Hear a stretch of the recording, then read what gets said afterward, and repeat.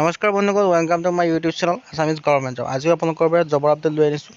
আজি জবটো হৈছে IDBI বেংকৰ ফালৰ পৰা আপোনালোকে দেখিব পাৰিছে। আপোনালোকৰ 1034টা পোষ্ট আছে, সকলোৱে এপ্লাই কৰিব পাৰিব। আৰু আপোনালোকৰ এইটো এটা বহুত ভাল জব হয়, গ্ৰেড 3 পোষ্ট হয়, সকলোৱে যেন এপ্লাই কৰিব। এইখিনি আপোনালোকে দেখিছে ST, ST, OBC, EWS সকলোৰে ৰিজাৰ্ভেশ্যনো আছে, আপোনালোকে এপ্লাই কৰিব পাৰিব। টোটেল আপোনালোকে দেখিছে 1034টা পোষ্ট হয়, ভালদৰে চাই ল'ব। 1034টা পোষ্ট হয়, সকলোৱে এপ্লাই কৰিব পাৰিব। আৰু ডিটেইলছ এপ্লিকেশ্যনৰ বাবে IDBI বেংকৰ ৱেবছাইটত গৈ আপোনালোকে ডাউনলোড কৰিব পাৰিব। Cut off for eligible criteria of age qualification আপোনালোকৰ মে 1 তাৰিখ আৰম্ভ হ'ব। ইয়াৰ আপোনালোকৰ এপ্লাই ষ্টাৰ্ট হৈ আছে আপোনালোকৰ মে 26 তাৰিখৰ পৰা জুনৰ 7 তাৰিখলৈকে আপোনালোকৰ এপ্লিকেশ্যন এপ্লাই ষ্টাৰ্ট হৈ থাকিব। সোনকালে এপ্লাই কৰিব, জুনৰ 7 তাৰিখে লাষ্ট ডেট হয়। আৰু আপোনালোকৰ ইয়াৰ এক্সামৰ আপোনাৰ টেণ্টেটিভ ডেট এটা দিছে, জুলাই 2 তাৰিখৰ পৰা দেওবাৰে এক্সামটো হ'ব পাৰে বুলি আপোনালোকৰ টেণ্টেটিভ ডেট এটা দিছে। বহুতো ভাল ভেকেঞ্চি হয়। আৰু আপোনালোকৰ বয়সৰ সময়সীমা চাব পাৰে 20ৰ পৰা 25 বছৰ, কিন্তু আৰু আপোনালোকৰ ইয়াত এই ৰিলেক্সেশ্যনসমূহ পাই যাব। 5 বছৰ, 10 বছৰ, 3 বছৰলৈকে ৰিলেক্সেশ্যন আছে। পিছৰ ভিডিঅ'ত মই আলোচনা কৰি দিম, আপোনালোকে সকলোৱে এপ্লাই কৰিব পাৰে। ইয়াত আপোনালোকে দেখিছে ভালকৈ ডেটটো চাই লওক যে আপোনালোকৰ মে'ৰ 1 তাৰিখলৈকে আপোনালোকৰ কোৱালিফিকেশ্যনসমূহ ধৰা হ'ব। লগতে জুনৰ 7 তাৰিখলৈকে লাষ্ট ডেট দিছে, আপোনালোকে জুনৰ 7 তাৰিখৰ আগত এপ্লাই কৰিব লাগিব। আৰু এডুকেশ্যন কোৱালিফিকেশ্যন আপোনালোকে BA পাছ কৰিব লাগিব, আৰু কিছুমান পোষ্টৰ কাৰণে 12 পাছো এপ্লাই কৰিব পাৰিব। ভালকৈ আপোনালোকে এডভাৰটাইজমেণ্টখন চাবৰ কাৰণে ভিডিঅ' ডেছক্ৰিপশ্যন নহয়, আপোনালোকে IDBI বেংকৰ যিটো অফিচিয়েল ৱেবছাইটত গৈ লিংকত গৈ ক্লিক কৰি অফিচিয়েল এডভাৰটাইজমেণ্ট চাব পাৰিব, লগতে এপ্লাই কৰিব পাৰিব। এই কিছুমান স্পেচিফিক এক্সিকিউটিভ কণ্ট্ৰেক্ট দিছে 2024ত। আপোনাৰ ইয়াত দৰমহাসমূহ দি আছে, দৰমহাসমূহ আপোনালোকৰ 29,000 পৰা পৰ্যন্ত আপোনালোকক পাব। 39,000ৰ পৰা ষ্টাৰ্ট হ'ব, লগতে গেট পে' এইবিলাক সকলো ধৰণৰ পাই যাব।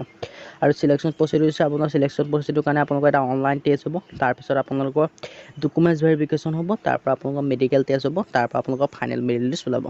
আপোনালোকৰ অনলাইন টেষ্টটো এনেকুৱা ধৰণৰ লজিকেল ৰিজনিং, ডাটা এনালাইজ টেষ্টত আপোনালোকৰ 60 মাৰ্ক আহিব। আৰু 60টা কুৱেশ্যন থাকিব, ইংলিছ লেংগুৱেজ থাকিব, তাৰপৰা কোৱান্টিটি অফ এপ্টিটিউড থাকিব, জেনেৰেল ইকনমি বেংকিং এৱাৰনেছৰ ওপৰত কুৱেশ্যন আহিব। টোটেল আপোনালোকৰ কুৱেশ্যন 2 ঘণ্টা টাইম দিয়া হ'ব। সেই কুৱেশ্যন 2 ঘণ্টা যদি পাছ কৰিব পাৰে, পাছ কৰাৰ পিছত আপোনালোকৰ ডকুমেণ্টছ ভেৰিফিকেশ্যন আৰু মেডিকেল হ'ব। মেডিকেল পাছ কৰাৰ পিছত আপোনালোকৰ চাকৰি হৈ যাব। আৰু আপোনালোকৰ কেটেগৰী হৈছে আপোনালোকৰ যিটো 25 পৰা 30 বছৰ আছে, তাৰ লগত আপোনালোকে এইখিনি ESS ৰেজিষ্ট্ৰেশ্যন পাব। 5 বছৰ, 3 বছৰ এনেকৈ দেখিছে, মোটামুটি আপোনালোকৰ 40 বছৰলৈকে এপ্লাই কৰিব পাৰিব। আৰু এডুকেশ্যন কোৱালিফিকেশ্যন লিখিছে আপোনালোকে কিছুমানে BA পাছ আৰু কিছুমান 12 পাছ সকলো এপ্লাই কৰিব পাৰিব। আৰু ডিটেইলছ এপ্লিকেশ্যনৰ কাৰণে IDBI বেংকৰ অফিচিয়েল ৱেবছাইটত গৈ ডাউনলোড কৰি চাব পাৰিব। আৰু হাউ টু এপ্লাই কৰিবলৈ আপোনালোকৰ ইমেইল ID, মোবাইল নাম্বাৰ আৰু এডুকেশ্যন কোৱালিফিকেশ্যন চাৰ্টিফিকেটসমূহৰ প্ৰয়োজন হ'ব। আৰু কেনেকৈ এপ্লাই কৰিব সকলো কথা ভিডিঅ'তে আলোচনা কৰা হ'ব। আপোনালোকৰ ইয়াত দেখিছে ধুনীয়াকৈ লিখি দিছে, ভালদৰে ডিটেইলছ এপ্লিকেশ্যনখন পঢ়ি চাব। আৰু আপোনালোকে দিছে only one application should be submitted to the candidate, মানে এজন কেণ্ডিডেটে অকল এখন এপ্লিকেশ্যন একচেপ্ট কৰিব, এখনকৈ বেছিলে একচেপ্ট নকৰে। আপোনালোকে এইটো যিটো অফিচিয়েল ৱেবছাইট দেখিছে IDBI বেংক দেখিছে, এই বেংকৰ অফিচিয়েল ৱেবছাইটত গৈ আপোনালোকে এপ্লাই কৰিব পাৰিব। লগতে আপোনালোকৰ অফিচিয়েল যিখন এডভাৰটাইজমেণ্টৰ লিংক ইয়াতে ডাউনলোড কৰিব পাৰিব। এপ্লাই কৰিবলৈ আপোনালোকে ফাৰ্ষ্ট টাইম ৰেজিষ্ট্ৰেশ্যন কৰিব লাগিব, ৰেজিষ্ট্ৰেশ্যন কৰি আপোনালোকে এপ্লাই কৰিব পাৰিব। এইখন আপোনালোকৰ ডিটেইলছ এপ্লিকেশ্যন হয়। আৰু লগতে আপোনালোকৰ ইয়াত ফিজো দিব লাগিব। যিসকলে ST PWD কেণ্ডিডেট তেওঁলোকে 200 টকা, বাকী সকলোৱে 1000কৈ দিব লাগিব। কাৰণ এইটো ভাল দৰমহা পাতি এটা জব হয়। আপোনালোকে ইয়াৰ পৰা ৰিচিপ্টখনো ডাউনলোড কৰি ল'ব লাগিব। আৰু এডুকেশ্যন চাই লওক, এইজৰ কাৰণে আপোনালোকে 10 বা 12 পাছৰ মাৰ্কশ্বিট বা এডমিট দিলেও হৈ যাব, বা বাৰ্থ চাৰ্টিফিকেট দিলেও। এডুকেশ্যন কোৱালিফিকেশ্যন আপোনালোকে হাইস্কুল এণ্ড ইণ্টাৰমিডিয়েট 10 আৰু 12 পাছৰ চাৰ্টিফিকেট দিব লাগিব।